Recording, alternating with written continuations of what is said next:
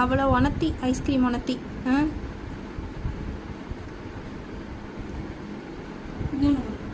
ஆஹா போது சளி பிடிச்சிக்கோ.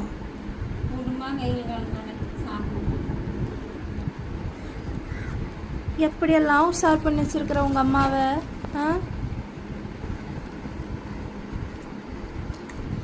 பார்க்கறது வார்க்கன்ல.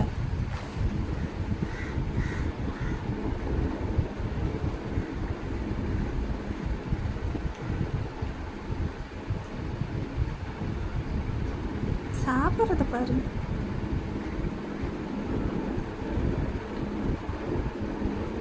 ஓ இதுக்கு தான் 4 டப்பா வாங்கிட்டு வந்தீங்களா?